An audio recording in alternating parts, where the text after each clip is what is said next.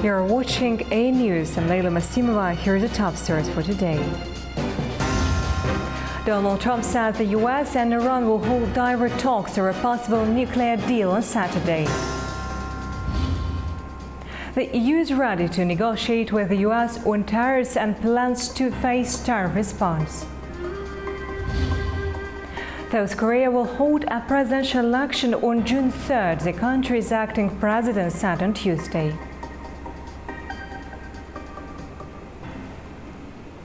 US President Donald Trump says the United States and Iran will have a direct talks over Tehran's nuclear program this weekend. The announcement came during a high-stakes talks at the White House with Israeli Prime Minister Benjamin Netanyahu. However, Tehran said the talks will be indirect. Talks between the US and Iran are set to be in Oman this Saturday about Tehran's nuclear program. The meeting will bring officials from both countries face to face for discussions on Iran's controversial nuclear ambitions. President Trump warns that failure to reach an agreement could bring serious consequences for Tehran. He made the announcement on Monday alongside Israeli Prime Minister Benjamin Netanyahu. We're having direct talks with Iran. And they've started. It'll go on Saturday. We have a very big meeting, and we'll see what can happen. And I think everybody agrees that doing a deal would be preferable to doing the obvious. And the obvious is not something that I want to be involved with, or frankly, that Israel wants to be involved with if they can avoid it. So we're going to see if we can avoid it. But it's getting to be very dangerous territory. And hopefully those talks will be successful. And I think it would be in Iran's best interest if they are successful. We hope that's going to happen. However, Iran's foreign ministry says that the gathering will be indirect, though it recognized the talks as both an opportunity and a test. Iran has long opposed direct negotiations, accusing Washington of repeated breaches of trust. The last time the US and Iran held direct high-level talks was in 2015 under President Barack Obama. That effort led to the Iran nuclear deal, which Trump later abandoned during his first term in office. The meeting comes amid tensions in the Middle East, following recent US airstrikes on Houthi targets in Yemen, Israeli clashes with Hezbollah, and ongoing instability in Syria. Iran continues to insist that its nuclear program is solely for peaceful, civilian purposes. However, international observers are skeptical. The United Nations nuclear watchdog has recently warned that Iran is enriching uranium at levels dangerously close to weapons grade. US President Donald Trump met with Israeli Prime Minister Benjamin Netanyahu at the White House on Monday, where Iran was a major topic of discussion. Israel also announced it would make major changes in its trade policies, with the US following President Trump's imposition of tariffs. Our correspondent Obi Shabandar has more from Washington. U.S. President Donald Trump met with Israeli Prime Minister Benjamin Netanyahu on Monday at the White House, where the two longtime allies discussed a number of issues of mutual interest. While speaking with the press, President Trump reiterated that he is the best friend that Israel could ever have as a president, and that the two leaders discussed concerns with Iran and its nuclear program. With Netanyahu sitting next to him, President Trump announced that he had begun direct negotiations with Iran, and that a big meeting regarding Iran was to take place on Saturday. Prime Minister Netanyahu told the press that the U.S. and Israel are united with the goal that Iran should never have nuclear weapons. Netanyahu mentioned that a diplomatic approach, like the one that disarmed Libya's former nuclear program, would be preferable. Trump said that reaching a deal with Iran diplomatically would be the preferred solution to ensure that Tehran is never able to build a nuclear weapon. But the president warned if the talks aren't successful with Iran, then Iran will find itself in great danger. U.S. intelligence agencies have warned that Israel will likely attempt to strike Iran's underground nuclear program this year. The U.S. has recently bolstered Israel's air defense capabilities as tensions with Iran mount. And to help defend Israel against Iranian long-range attacks, the Pentagon has dispatched a second battery of the Terminal High-Altitude Air Defense System to Israel. The Trump administration has said that they are open to talks with Iran, but they cannot be open-ended and must definitively conclude with the abolishment of Iran's military nuclear activities. President Trump also offered to help bridge relations between Israel and Turkey, highlighting the strong relationship that he has with Turkish leader Erdogan. For his part, Prime Minister Netanyahu indicated that he would be open to the U.S. president helping diffuse tensions with Ankara. President Trump told Netanyahu, quote, "Any problem you have with Turkey, I think I can solve it, as long as you are reasonable." Netanyahu had recently voiced concerns of Turkey's military presence in Syria, where they've been invited by the new Damascus government. The Israeli military continues to conduct strikes on Syrian territory. On trade, President Trump was asked whether he would reduce the 17% tariffs imposed on Israel. President Trump responded, quote, "Not sure, we'll see. We give Israel billions of dollars, $4 billion a year, among the highest." Prime Minister Netanyahu declared that he will eliminate trade barriers with the U.S., and as well as getting rid of the trade deficit with the United States as a result of the tariff announcements that were made by Trump last week. On Gaza, President Trump said that he thought the war would end in the not-so-distant future. Netanyahu said that his intention was to free the remaining hostages, and he voiced his support for the voluntary relocation of Palestinians living in Gaza to surrounding Arab countries. I'm Ube Shabander, AnewZ, Washington, D.C. The U.S. economy is feeling the heat from rising trade tensions. JP Morgan Chase and Goldman Sachs both warned that tariffs may slow growth and even risk tipping the country into recession. JP Morgan CEO said the U.S. tariffs will likely push up prices on goods and services, weighing on an already fragile economy. In his letter to his shareholders, he pointed to inflation, high interest rates, and fiscal deficits as growing concerns. Meanwhile, Goldman Sachs warned that damage may already be done, saying the tariff announcements could lead to a recession unless there is a major policy reversal before new measures take effect on April 9th. President Trump has announced plans to impose an additional 50% tariff on China if it does not withdraw its new 34 retaliatory tariffs, which is planned to take effect on April 10th. The U.S. has given China a deadline of April 8th to remove new tariffs. Trump also declared that all discussions with China regarding their request meeting will be terminated and negotiations with other countries taking talks will begin immediately. Meanwhile, China is refusing to bow to what it called blackmail from the United States. Beijing's rebuke comes after President Trump threatened to ratchet up tariffs on U.S. imports to more than 100% last week. And its local business owners from both countries, which are warning of rising consumer prices and an economic fallout. A global trade war between the U.S. and China is intensifying this week as President Donald Trump threatened to raise tariffs on Chinese imports by an additional 50%. Right now, the tax hike stands at 54%. President Trump warned that if Beijing didn't remove its recent retaliatory 34% tariffs, he would impose extra tax hikes on Wednesday. And he posted on social media, quote, "All talks with China will be terminated."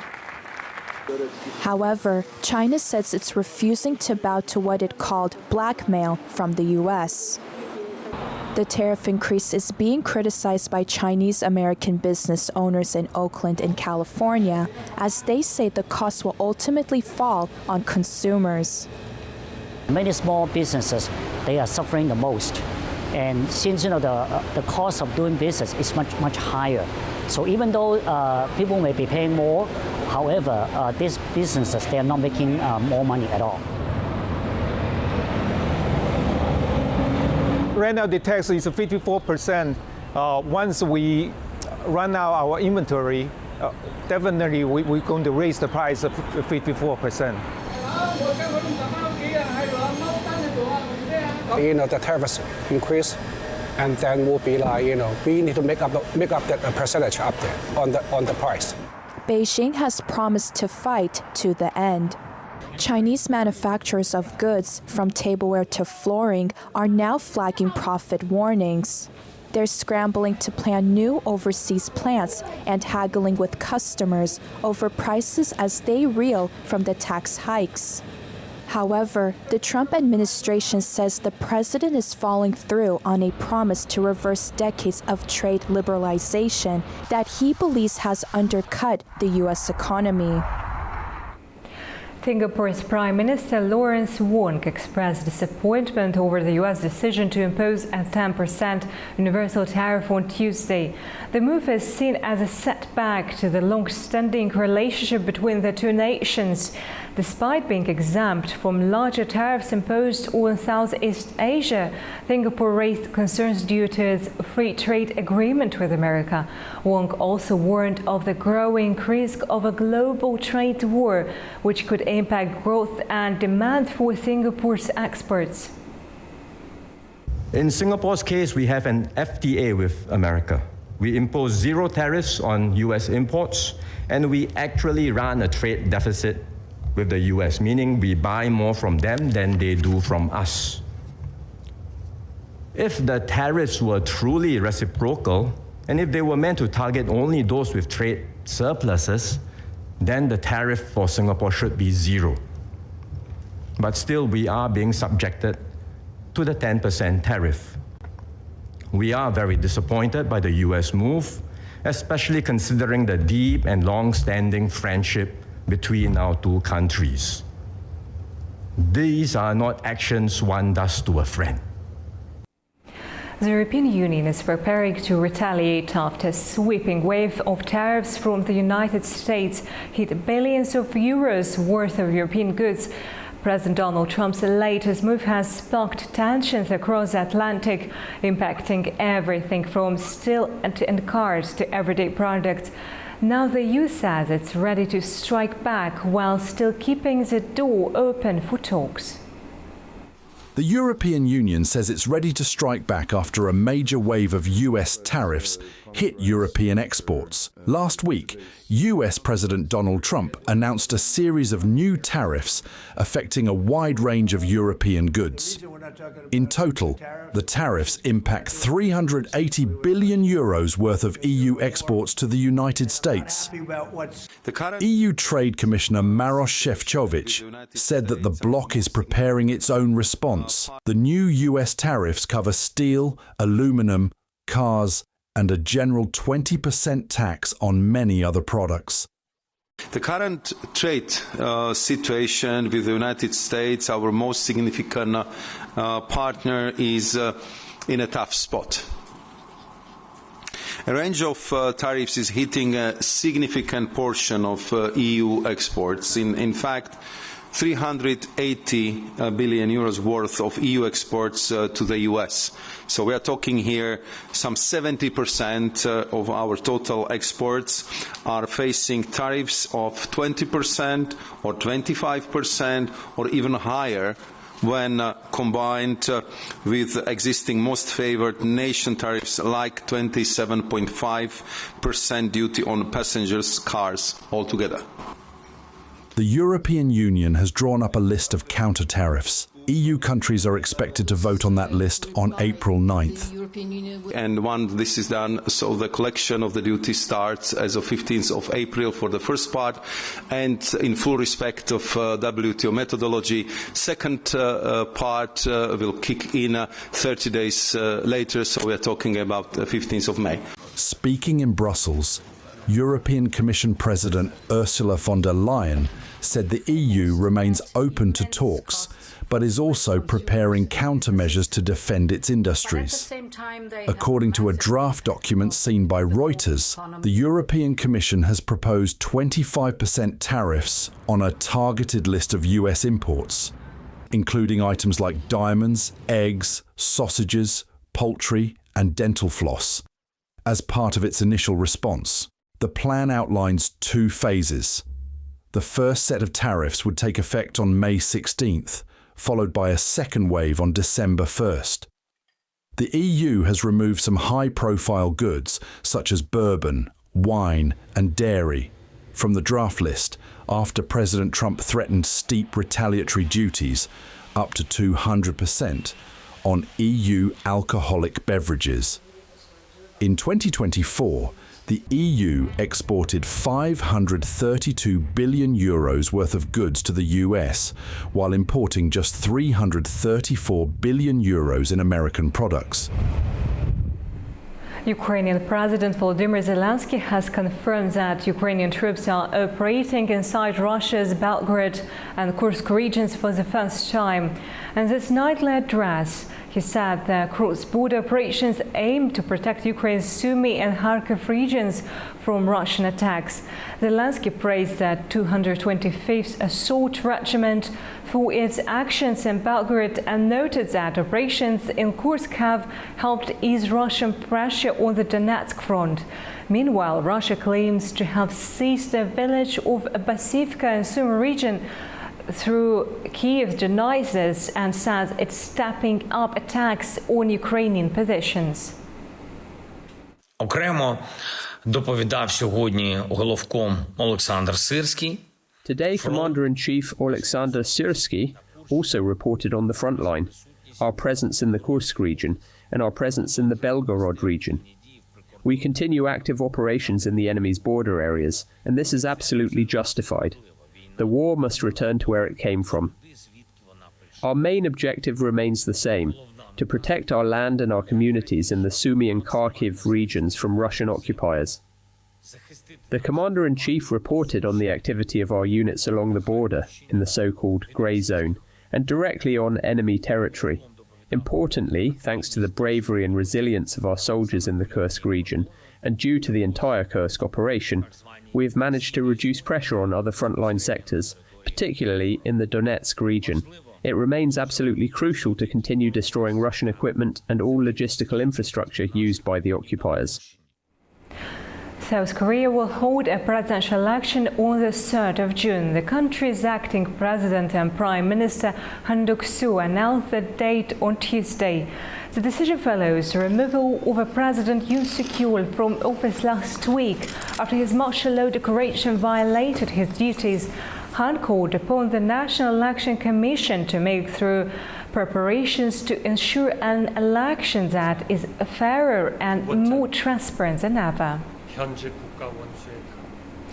Russia, China and Iran will hold consultations on the Iranian nuclear program in Moscow on Tuesday. It's ahead of talks in Oman on Saturday between the US and Iran. US President Donald Trump has threatened Iran, saying that Iran needs to come to an agreement over its nuclear program or it will be in great danger. Moscow says the nuclear program should be resolved politically and diplomatically. However, Iran says it needs nuclear energy for peaceful purposes and denies it's seeking to acquire nuclear weapons. Joining us now is James Dorothy, an adjunct senior fellow at Singapore's Rajaratnam School of International Studies. He speaks to us from Bangkok. We will discuss a trilateral meeting of experts from Iran, Russia and China, and also touch on key aspects of Iran's nuclear program. Great to have you with us. Pleasure to be with you. Mr. Dorothy, how might the outcome of the Iran-Russia-China meeting in Moscow influence Tehran's stance heading into the US-Iran talks this weekend? I think the positions of both the United States and Iran are fairly entrenched. With other words, I don't think that meeting is going to have any influence on the talks themselves. What it will do is potentially give Iran some self-assurance or assurances of support by Russia and China. But the positions of both countries are clear, starting with whether or not they should be sitting in one room. And we're going to have to see what happens on Saturday in Oman to what degree those differences, both in terms of the framework of the negotiations as well as the substance of the negotiations, including what is to be negotiated, whether or not those bridges or those gaps can be bridged. And is there any risk that the Moscow meeting could harden Iran's position or embolden it? In what it wants, as has the United States, and it's been made very clear that what its lines are. So whether or not the Russians and Chinese back them, they're going to be. My pleasure. Thank you. This is James Dorsey, an adjunct senior fellow at Singapore's Rajaratnam School of International Studies, who joined us from Bangkok.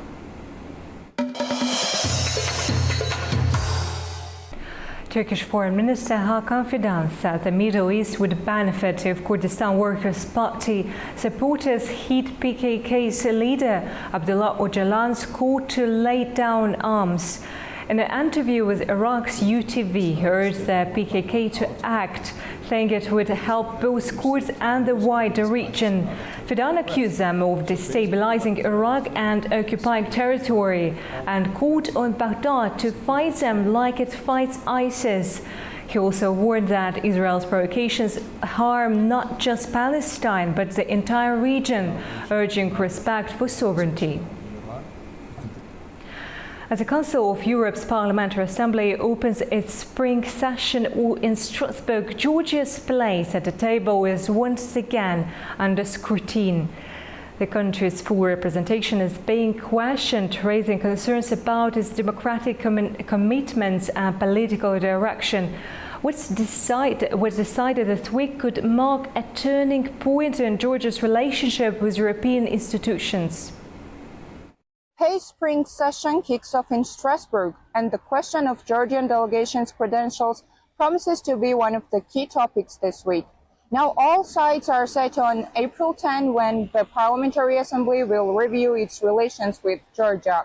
The history of contentious relations goes back to January, when the PACE granted Georgian delegation only partially recognition, citing over democratic concerns and setting conditions for the full approval, including the release of political prisoners and the guarantees for free and fair elections. The PACE argues that since then those demands have not been met, and further restrictions on Georgian delegation is on the table. If the Parliamentary Assembly decides to partially revoke or suspend delegations' rights, Georgia will join Azerbaijan as one of the only two countries without full representation in PACE. The ruling Georgian Dream Party's members, including Tiats Olukyani, Mariam Lashke, and others, have already written individual letters to PACE president requesting for the termination of their mandates. Despite this, Georgian officials insist that the delegation is not being dissolved. According to Nikola Samparadze, the chair of Foreign Affairs Committee, the structure remains intact, even if some members are removed. This is Nina Nicolai reporting from Tbilisi, AnewZ. Hungarian energy company MVM has begun negotiations on potential investments in Azerbaijan's renewable energy sector. According to MVM CEO, their presence in Azerbaijan initially stemmed from the Shah Deniz project, and the company is now exploring new opportunities in the country's growing green energy market. He also stated that MVM sees Azerbaijan as a strategic partner in the region and expressed the company's hope to contribute meaningfully to the development of the country's sustainable energy sector. Afghan and Turkmen officials visited the TAPI pipeline site in Herat as work accelerates on the major regional energy project. Our correspondent Tamim Bahis has more details. The acting Minister of Mines and Petroleum Hidayatullah Badri and Turkmenistan's ambassador to Afghanistan Khwaja Yuzdov have visited the construction site of the Tapi gas pipeline in Herat. The visit comes as work continues on one of the energy's most ambitious energy projects, the Tapi pipeline, which aims to transport natural gas from Turkmenistan through Afghanistan to Pakistan and India. The pipeline is expected to deliver 33 billion cubic meters of gas each year, spanning a total of 1,814 kilometers. During the visit, both Afghan and Turkmen officials expressed satisfaction with the progress made so far and emphasized the need to accelerate construction. The Tapi project officially began in December 2015 with a groundbreaking ceremony in Turkmenistan. The Afghan section was inaugurated in Herat in February 2018, but due to years of conflict and political instability, progress remained slow.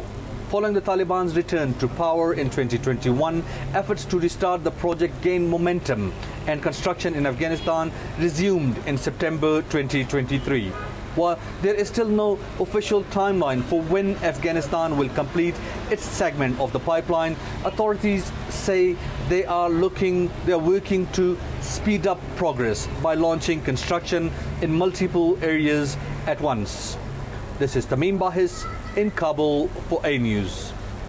You are watching AnewZ. Stay tuned for more and have a wonderful day.